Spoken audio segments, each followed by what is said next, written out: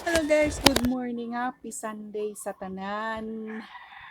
Guys, nakapanimba na ba ang tanan? Nakapangayo na ba? O, pasalamat sa Ginoo today because today Sunday natagan ta sa Ginoo ug kaayo sa panglawas. Then blessings og sa atong pamilya, of course.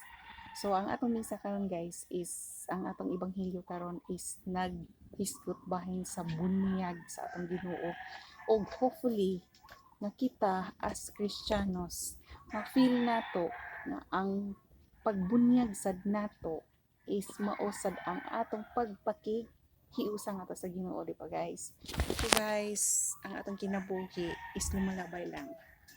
Need nato ang mga blessings at ang mga maayong buhat kay aron sa umaabot or in the second nga life nato sa kalibutan atong ma-feel, atong madawat ang blessings sa Ginoo nga atong gibuhat daan diri sa kalibutan and the other kalibutan, other life.